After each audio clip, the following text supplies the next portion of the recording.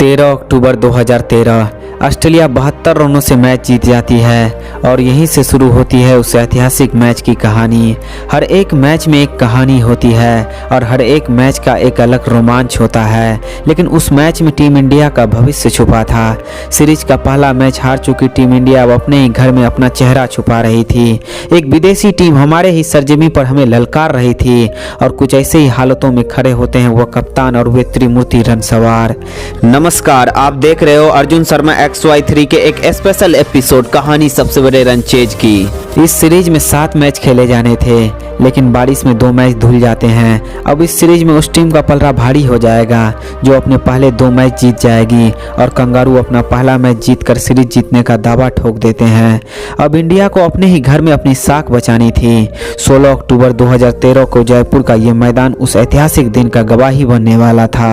यही वो मैदान था जहां दूसरा ODI मैच खेला गया। पहले मैच की तरह इस मैच में भी तय था, अगर आप टॉस हार जाते हो तो आपको एक बड़े से लक्ष्य का पीछा करना होगा और इन्हीं हालतों में कप्तान महेंद्र सिंह धोनी टॉस हार जाते हैं। एक बार फिर से सवाल उठने वाला था उस कप्तान और उसके टीम कॉम्बिनेशन पर। कंगारुओं ने पहले बल्लेबाजी करने का निर्णय लिया और ये डिसीजन उनका लगभग सही भी था।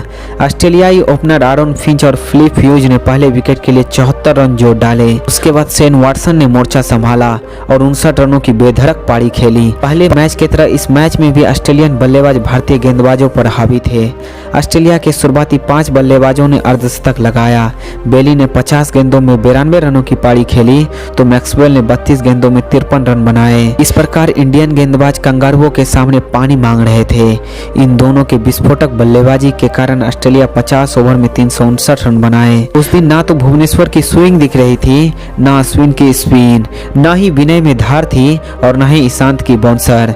जो गेंद थामता था वही रन लुटाता था, जिसने गेंदबाजी की उसी ने रन खाया। इतना कुटाई खाने के बाद अब इंडिया के पास कोई ऑप्शन नहीं बचा था। अब पूरा दारोमदार इंडियन बल्लेबाजों पर था, क्योंकि इंडियन टीम की बल्लेबाजी ही टीम इंडिया को जिता सकती थी, वरना ये मैच और 90% ये सीरीज भी इंडिया के हाथ से जाने वाली थी। 50 ओवर में 360 रनों का पीछा इंडिया ने इतिहास में कभी नहीं किया था।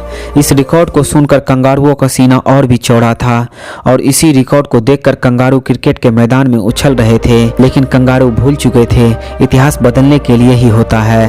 कंगारू मान चुके थे कि इंडिया इस लक्ष्य के लिए लड़ सकती है, लेकिन जीत कभी नहीं सकती है।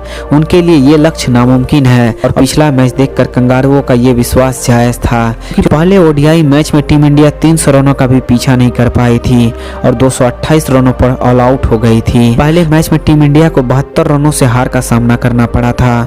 ये तो 360 रन है जो लगभग नामुमकिन है। बनाना भी उसके खिलाफ है जिसके पास जॉनसन, वाटसन, फॉकनर जैसे तेज गेंदबाज है। लेकिन कंगारू भूल चुके थे ये इंडिया है, यहाँ अतिथि देव के समान होते हैं और जब अतिथि हमारे धरती पर राज करने लगते हैं हम सम्मान को छोड़कर पहले समाधान खोजते हैं। इस लक्ष्य का पीछा करने उतरी टीम इंडिया सिर्फ और सिर्फ अपने साख और सम्मान के लिए खेल रही थी। रोहित और धवन ने पहले संभल कर शुरुआत की। पहले धवन ने अपनी धौंस दिखाई और रोहित ने अपना बेखौफ अंदाज। उस दिन उन दोनों के बल्लेबाजी को देखकर ऐसा लग रहा था कि आज क्रिकेट की धरती में एक नया इतिहास लिखा जाना है। क्रिकेट के अध्याय में एक नया पेज जुड़ने वाला था।